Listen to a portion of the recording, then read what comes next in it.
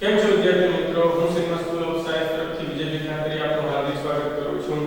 આપણે આજે સ્ટાન્ડર્ડ 20 નો જે ઇંગ્લિશનો યુનિટ નંબર 5 આપણે ટેન્સ લેતા હતા એનો પહેલો ભાગ આપણે આગળ લઈ લીધો. આજે આપણે બીજા ભાગ તરફ આગળ વધીશું. તો પહેલા ભાગની હું તમને થોડીક માહિતી વિગતે કહી દઉં તો કઈ રીતનું છે કે આપણે જોયું કે એન્સ એટલે શું છે? કીડીઓ. જ્યારે એક વૈજ્ઞાનિક છે એ કીડીઓનો અભ્યાસ કરતો હોય છે ત્યારે એ જોવે છે કે કેટલીક કીડીઓ હોય છે એ એક ખાડાની અંદર ઉતરેલી હોય છે જ્યાં એને કેટલીક માખીઓ અને કેટલાક કીટકો માર્યા હોય છે.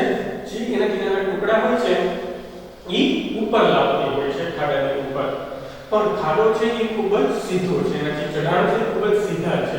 એટલે શું થાય છે કે એ કીડીઓ ઉપર ચડવામાં મુશ્કેલી પડે છે. તો કેટલીક કીડી એવી હોય છે જે ઓલી બહાર ઉચકતી કીડીઓની આગળ જતી રહે છે અને એની રસ્તામાં કોઈ પણ એવી વસ્તુ આવે જે નડે હોય કીડીઓને એ સાફ કરતી જાય છે. અને કેટલાક ભાગ એવો હતો જ્યાં પગ મૂકવાની જગ્યા નહોતી તો ત્યાં જે આ કીડીઓ એવી રીતે ગોઠવાઈ જાય છે કે જે બીજી બહારવાળી કીડીઓ હોય છે જે બહાર લઈ જતી હોય છે એ એની પર પગ મૂકીને આગળ વધી શકે. હવે શું થાય છે કે જ્યારે કીડીઓ જે ખાડો હોય છે એના સૌથી ઉપરના ભાગમાં આવે છે ત્યારે ઈ ચઢાણ છે એ ખૂબ જ સ્ટીફ અને સ્મૂથ હોય છે, મતલબ એકદમ સીધું અને લીસું. અને ત્યારે હવે એવું લાગે છે કે કીડીઓએ આટલી મહેનત તો કરી પણ હવે એને નિષ્ફળતા મળશે ચડવામાં. તો ત્યારે શું કરે છે કે ઘણી બધી કીડીઓ ઉપર ચડવાનો પ્રયત્ન કરી રહી હોય છે, તેમાંથી એક કીડી છે એ ચડવામાં સફળ બને છે. અને એ કીડી ક્યાં જાય છે તો કે એન્ડ હિલ એટલે શું થાય કે કીડીનો રાફડો અહીંયા બાકી બધી કીડી સાથે વાત કરે છે. ચાલો હવે આપણે આગળ જોઈએ.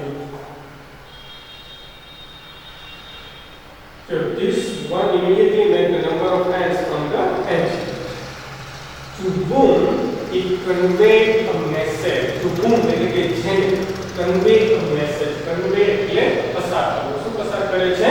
એક મેસેજ, એક સંદેશ પસાર કરે છે. And now an amazing things happen. અને હવે એક આશ્ચર્યજનક ઘટનાઓ બને છે.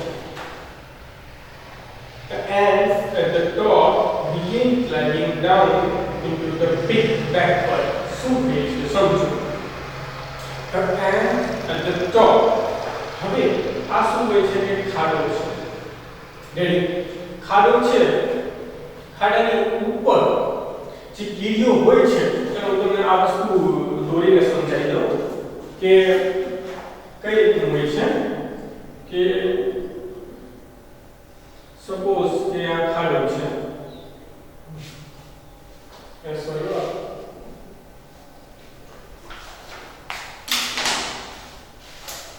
સપોઝ કે આ ખાડો છે. હવે કેવું બને છે કે કીડીઓ છે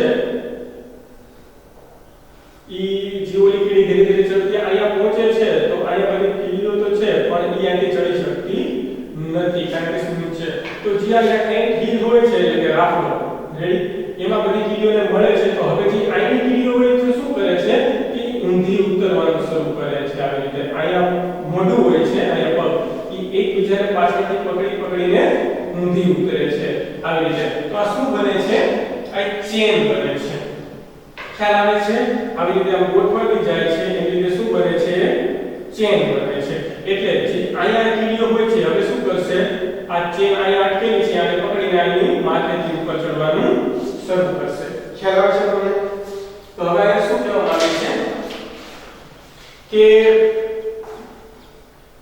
the ants at the top began to climb down into the backward. backward એટલે ઊંધી રીતે કે શું ઊંધી રીતે ગોઠવવાનું શરૂ કરે છે. climb down, climb એટલે ચડવું, climb down એટલે ઉતરવું. into the pit backward, each holding the tail end of the another ant in front. બધી કીડીઓ કઈ રીતે ગોઠવાય છે કે each holding દરેક કીડી હોલ્ડ એટલે પકડે છે બીજી કીડીનો પાછળનો ભાગ અને એ રીતે ચેન બનાવે છે. In this way, આ રીતે an ant chain was soon formed. આ રીતે થોડીક જ વારમાં એક કીડીઓની હારમાળા સર્જાઈ જાય છે. Which slowly drop down the steep side. જે ધીરેથી આ જે એકદમ સીધો ચઢાણ હતો એ નીચે ધીરેથી ઉતરી જાય છે. When it reached the ant waiting with their load. જ્યારે આ ચેન છે એ ત્યાં પહોંચે છે જે કીડીઓ જ્યાં માલ સામાન લઈને એની રાહ જોતી હોય છે. માલ સામાન ઇન ધ સેન્સ કે જે ઓલા કીડીઓના નાના કટકા છે એ લઈને એની રાહ જોતી હોય છે ત્યાં પહોંચે છે. The ant waiting with the load, they easily climb up the chain and came up the top. ये હવે શું કરે છે ઇઝીલી આ કીડીઓની માથે જઈને ઉપર આવી જાય છે અને ટોચ સુધી પહોંચી જાય છે. ચાલો હવે આપણે પાછા એક વાર સમજીએ કે શું ઘટના ઘટી. હવે જો આ જે સાયન્ટિસ્ટ છે એ નોટિસ કરતા હોય છે ત્યારે એક અમેઝિંગ ઘટના ઘટે છે કે હવે જ્યારે લાગતું હોય છે કે હવે એમની કીડીઓની હાર છે એ નિશ્ચિત છે ત્યારે એક કીડી ઉપર ચડે છે અને બાકી બધી કીડીઓને બાદ કરે છે. તો હવે શું બને છે કે બધી કીડીઓ મેં તમને કીધું પ્રમાણે એક ઓર્ગેનાઇઝ સ્ટ્રક્ચરમાં કામ કરે છે. એક વ્યવસ્થિત ગોઠવાયેલું સ્ટ્રક્ચર છે. હવે નક્કી કરે છે કે આપણે એ કીડીઓને બહાર કાઢવી કેવી રીતે. ઓકે, જો અહીંયા આનું કીડીઓનું બિહેવિયર છે એનું વર્તન છે ને એક માણસ જેવું પ્રતીત થાય છે. લાગે છે કઈ રીતે કે જ્યારે માણસો મતલબ કોઈ પ્રોબ્લેમમાં આવે તો આપણે કેવી રીતે વિચારીએ કે હવે આ પ્રોબ્લેમનો હલ આપણે કેવી રીતે ગોતવું. ઓકે, એ જ રીતે કીડીઓ ગોતે છે. તો કીડીઓ શું કરે છે કે એક ચેન બનાવવા માટે બધી ઊંધી ગોઠવાતી જાય છે. એક પાછળ જોડાતી જાય છે ઉપરથી. એટલે શું બને છે એક ચેન બને છે ઉપરથી. એ ક્યાં સુધી જાય છે ચેન? તો ઓલી જે નીચે રાહ જોતી હોય ને કીડીઓ ત્યાં સુધી જાય છે. હવે ત્યાં સુધી પહોંચી ગઈ.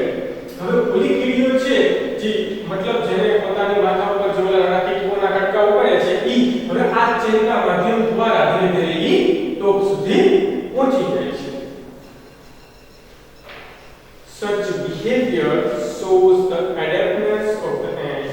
આ રીતનું વર્તન શું દર્શાવે છે કે કીડીઓનું એક સારું કૌશલ્ય દર્શાવે છે. એડેપ્ટનેસ એટલે શું થશે? કૌશલ્ય. Has been noticed and studied by many. જેને ઘણા લોકો દ્વારા ઘણા વૈજ્ઞાનિકો દ્વારા નોટિસ એટલે ધ્યાનમાં લેવામાં આવ્યું છે અને અભ્યાસ કરવામાં આવ્યો છે. Now, scientists has discovered some things about the ant life.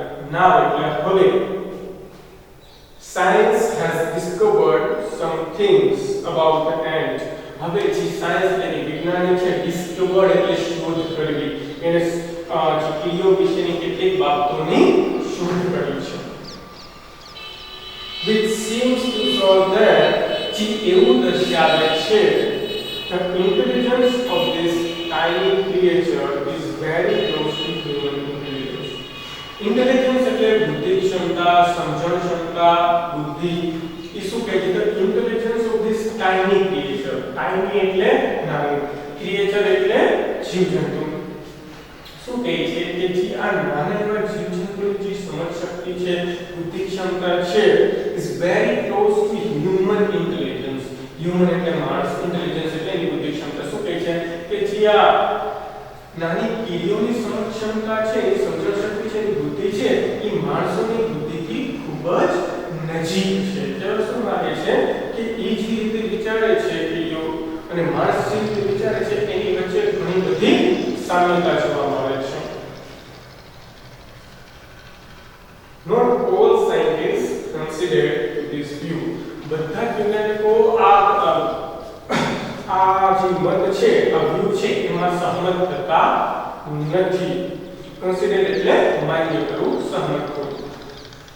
But you may look at the sum of this fact but તમે આમાંથી કેટલાક હકીકત છે એની વિશે તમે થોડું ધ્યાન દોરી શકો and form your own opinion. અને તમે તમારો પોતાનો અભિપ્રાય આપી શકો. હવે શું થાય છે કે વૈજ્ઞાનિકોએ ઘણા સાયન્સે ઘણી બધી ડિસ્કવરી કરી છે, શોધ કરી છે. એ પ્રમાણે એવું તારણ કાઢવામાં આવ્યું છે કે ભાઈ કીડીઓ છે એનો સ્વભાવ છે અને માણસનો સ્વભાવ છે એમાં ઘણી બધી સામ્યતા છે. પણ કેટલાક વૈજ્ઞાનિકો આ વાત સાથે સહમત નથી.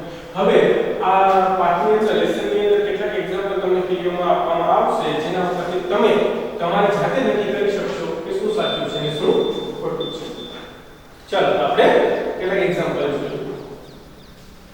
These are ants that do farming.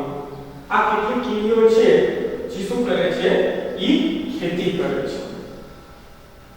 You may know that it was a big leap for humans. શું છે જો these are the do farming. આમાંથી કેટલીક કીડીઓ છે ખેતી કરે છે. તમને એવું મનમાં તો થતું હશે કે કીડીઓ ખેતી કેવી રીતે કરી શકે?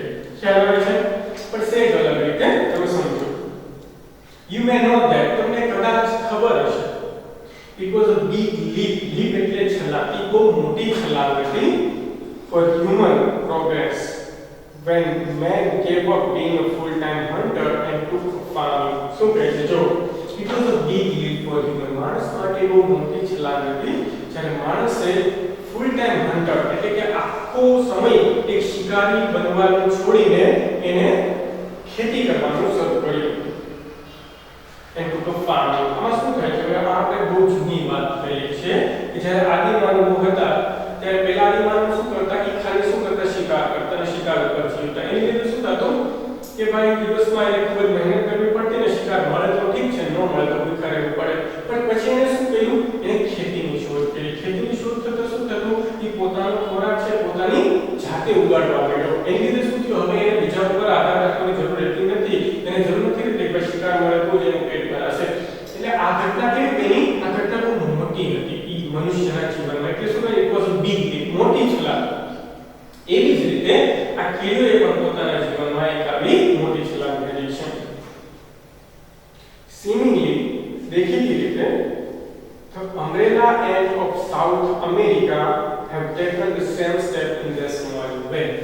એવી જ રીતે seemingly જે સાઉથ એટલે કે દક્ષિણ અમેરિકાની જે એક અમ્બ્રેલા એન્ટ એટલે શું કે છત્રી જેવી કીડીઓ. આ છત્રી જેવી કીડીઓ નથી પણ એને અમ્બ્રેલા એન્ટ શું કામ કહેવામાં આવે છે આપણે આગળ સમજશું. પણ આ સાઉથ અમેરિકા એટલે દક્ષિણ અમેરિકાની જે અમ્બ્રેલા એન્ટ છે એને આ જ રીતે ખેતી કરવાનું શરૂ કર્યું. કઈ રીતે કરે છે એ આપણે આગળ જોઈએ.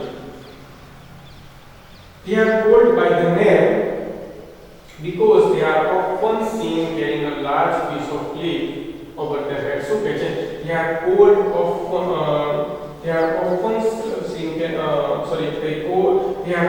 by that name. તેઓને અમ્બ્રેલા એન્ટ તરીકે કહેવામાં આવે છે. શું કામ? કારણ કે they are often seen તેમને વારાઘડીએ જોવામાં આવે છે carrying a large piece of leaf. carrying એટલે લઈ જવું, large piece of leaf એટલે પાંદડું. એને એક મોટા કદનું પાંદડું છે એ પોતાના માથા ઉપર લઈ જતા જોવામાં આવે છે. આ કેવું ફીલ થાય છે કે એનું જે મોટા કદનું પાંદડું છે એ પોતાના માથા પર ઉછળી જતું હોય ત્યારે એવું ફીલ થાય કે એને કોઈ છત્રી ઉપાડી છે. જ્યારે આપણે છત્રી લઈને જતા હોય કેમ આપણા માથામાં હોય એવું દેખાય છે. એટલે એને શું કહેવામાં આવે છે umbrella ant.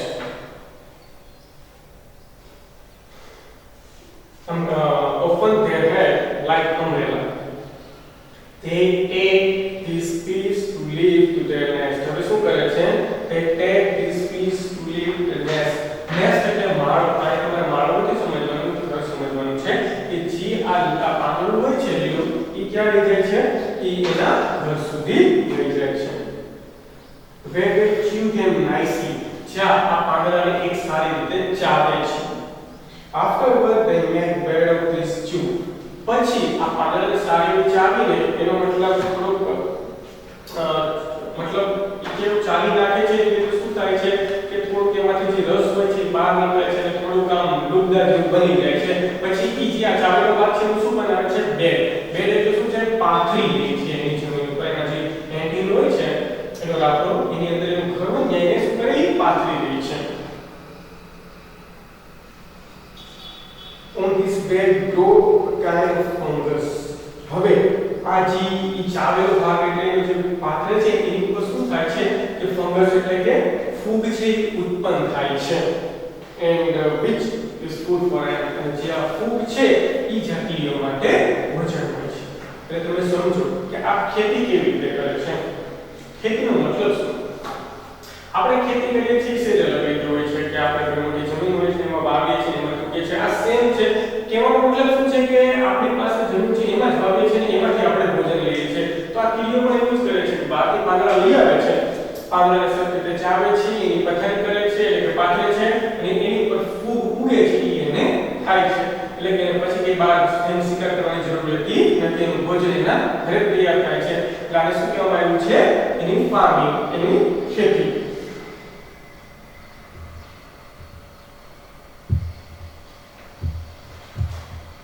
And then there are other and the domestic cow. હવે જો બીજી કીડીનું ઉદાહરણ આપ્યું છે કે હવે કેટલીક એવી બીજી કીડીઓ છે કે ડોમેસ્ટિકેટ એટલે શું કરવું બાળકી બનાવે છે. કોને?